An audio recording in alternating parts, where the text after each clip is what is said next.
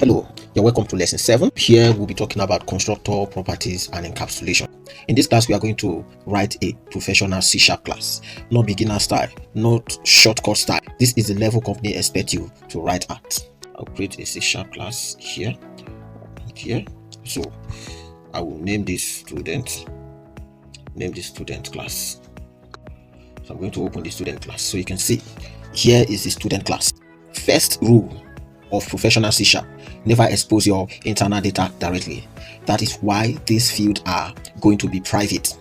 Outside code cannot touch them directly. So here I'm going to write private. We write private. Here write private string, then underscore. I will denote using the underscore just to let you know this is private.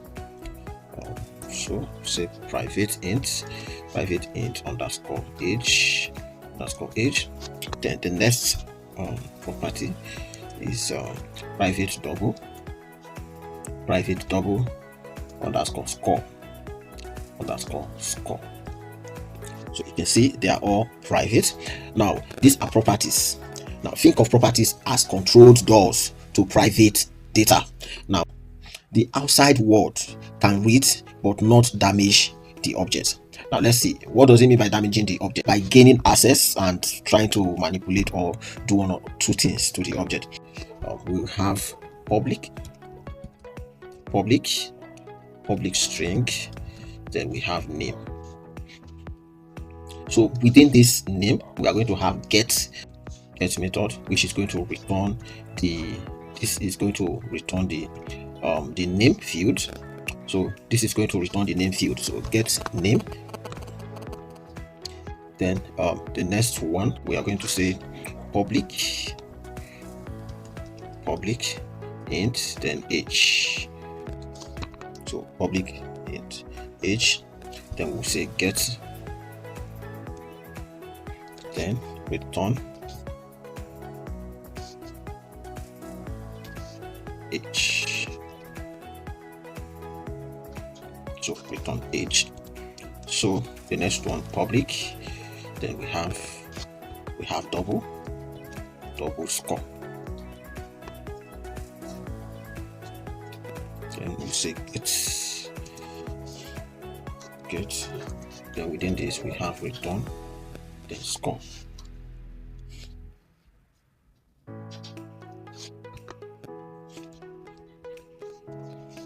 So we have return score here. Don't forget to add the return. We are going to create the constructor now. So I'm going to do this. Let's come here and do something like this. So we can say public student. So the name of the constructor must be the same thing as the name of the class. So we have this string name comma int age comma double, then score. Then we have the curly brace. So within our curly brace we are going to have the if statement. Within our curly brace we are going to have the if statement. I'm going to say if string dot is. You can say is. This is a method is null or white space. Is null or white space. So then it's going to throw an exception. Let's say true. So if there is white space, throw an exception, throw argument exception. Then you can say you can just write something like something descriptive. Just say something like I just say name. Just say name cannot be. Okay, let's just put something descriptive. Name cannot be empty. So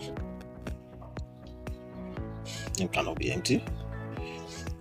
Then we are going to use another if again under this constructor. If age is less than 0, then we will say throw an exception again, new arguments new argument exception. So new argument exception. Then I will just say age cannot be negative. Yes, negative. Then the next one is if score is less than 0, or score is greater than 100. Score greater than 100, then you can throw exception also. Throw exception. So this time we are still going to throw argument exception. Then we write something like score must be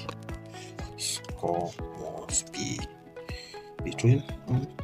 So sometimes the suggestion is perfect, but you must watch very well. So score must be this. So let's come down. So when we come down, we bring this name. So we are now matching the variable equals to the name in your argument, in your parameter, or let's say the parameter argument in your constructor. So let's say, then the next one is underscore.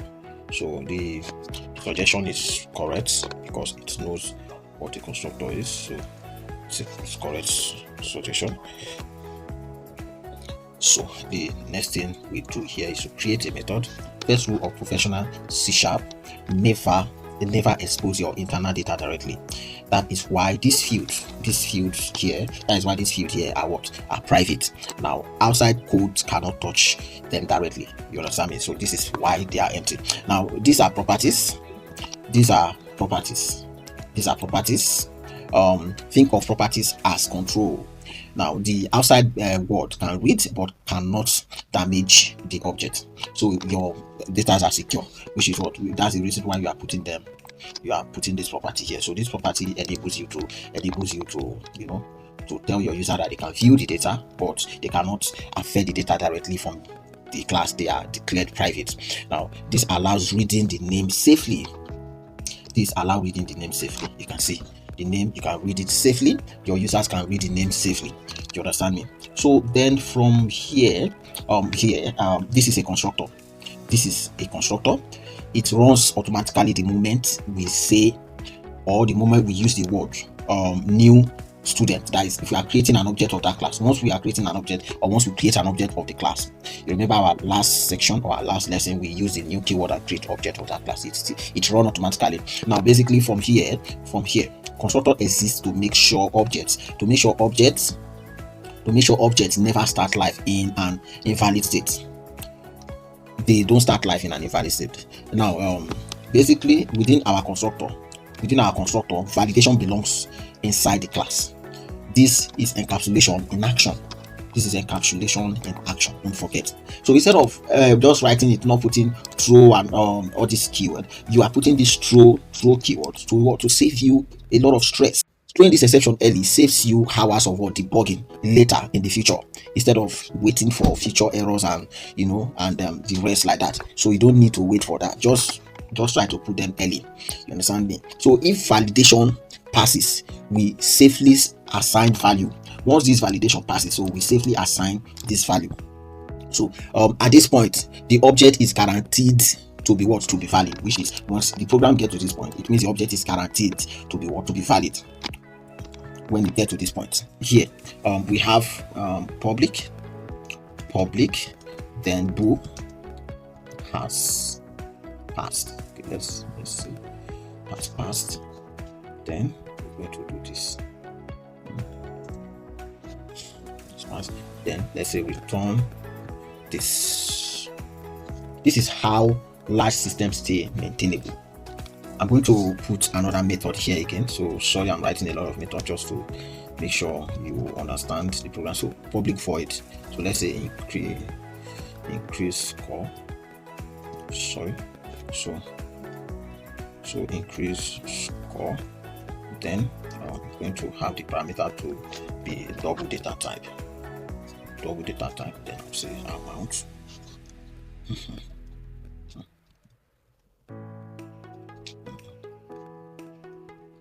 Amount. Then I'll say if amount is less than 0 is less than 0. Then if amount is less than 0. So this method safely modify internal state. This method safely modify internal state also. Then outside code does not touch underscore score. Outside code does not touch so directly. Outside code does not touch underscore score directly. So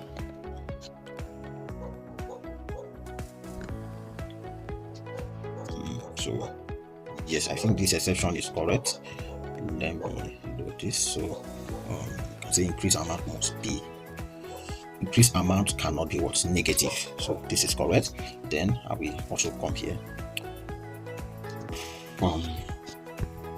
So I would say this. So this is the reason why I was saying the outside code. This is the reason why I was saying outside code does not touch underscore score directly. So basically, always guide against invalid input. This always guide against invalid input. Don't forget. There's an error here. So if score is greater than 100, then score update towards to 100. So basically from here, defensive programming. This is called defensive programming. Never allow score to exceed 100. To exceed 100. This part, it will never allow score to exceed 100. If score is greater than 100, it will still make the score 100. So the score will never be allowed to exceed 100. So we have public. We have public string. Public string get summary. So get summary. Don't forget this one is going to have no parameter. So it's giving us error because it's the return type. So we can use string interpolation here. In using string interpolation, you're going to put your $sign and your string. So basically this is how it works. So I will not call them. I'll say underscore name. Then so let's just come here and just say, let's say age. Then we're going to say underscore age. Then we say score. Then we now display score. Let's say underscore score. Score. So you can see. So this one demonstrate abstract and what clean API design. This demonstrate abstract and clean API design. This very good programming. Demonstrate abstract and clean API design. So we are going to go into our Program.cs. So let's see. Okay, so we have a static void main.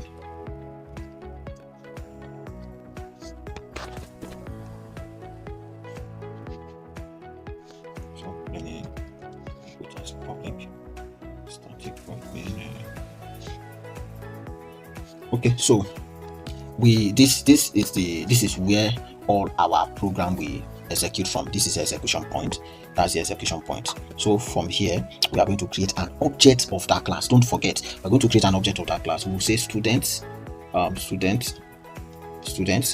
then student, which is the reference object, equals to, don't forget the last lecture, the reference object stores in a stack while the main object is stored in the heap. So we say new, then we say new student. So let's just have an example, our normal example. So let's use John instead of Ali. Ali has been stored on the system, John Doe. So let's just say John Doe. So we'll say 20, then 70. Okay, just 70. So okay, so let's just leave it that way. So it should work from here if you work like this. So I want you to notice something important. We cannot create a student without valid data. Don't forget that we cannot create a student without valid data. Now this is intentional. This is professional design. Like what we have here, student, then new student, then we have John Doe, and we have 20 and 70, which is the age and the score. which is the age and the score. So we are going to display them out now. I'm going to show them. So to show them, let's just say CW should display this. So I don't need this. So display this. So here we are now going to use our object, our reference object, which is student reference object. Then we can now call dot the name of the student, dot the student. Then I'll just duplicate. Then we have to come here and then say student dot age, student age. Then the next one I will say student then score, student then score. So we can read data, but we cannot modify it directly. This prevents accidental bug. Get when you use this, you can read data, but you cannot modify them directly.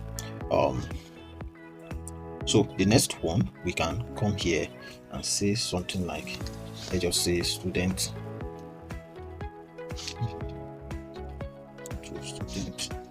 okay, student dot, we are now calling the increase score method. So increase score, so we say 15.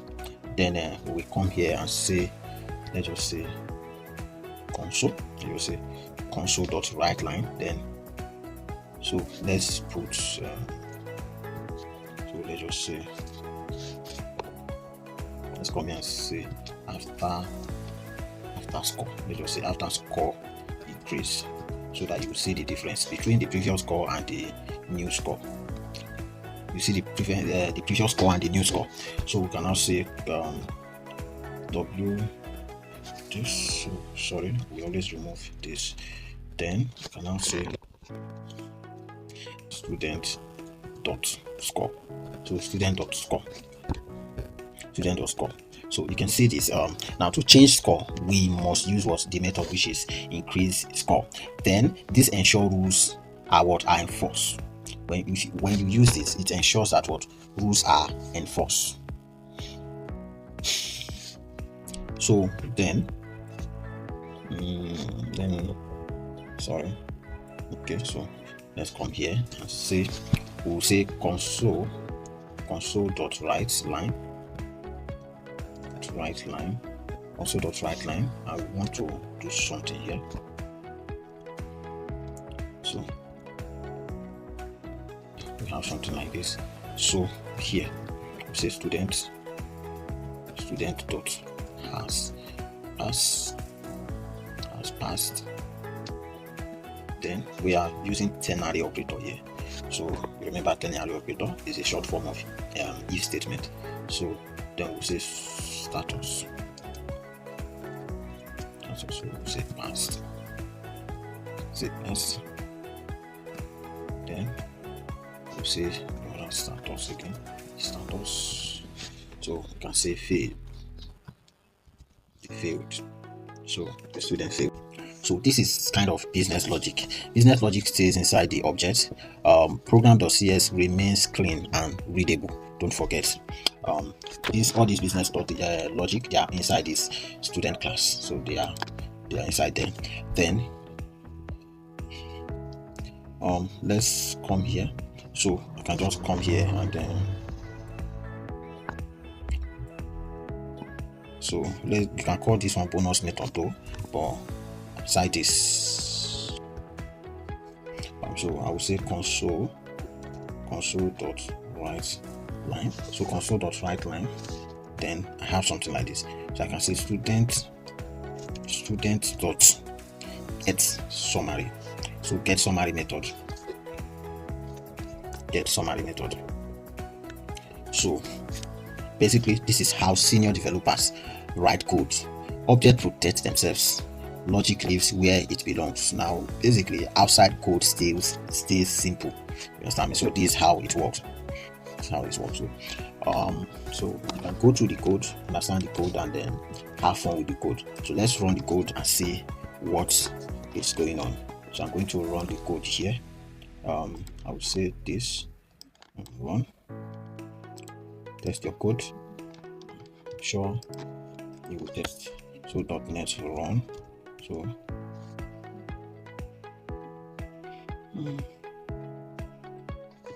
So you can see our code run. You have John Doe, then you have the age to be what? The age is 20, while the score is 70. Then after score increase, we have 80 for the score. Then the status is what? Pass, not fail.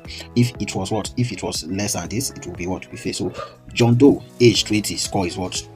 85. So you can experiment with this exercise, with this example, with this strengthening task or assessment that I've given you. It will help you learn these concepts, so we just finished with this concept, which is very easy and then welcoming. So we talked about constructors, we talked about properties, and we also talked about encapsulation. So here we deal with data hiding.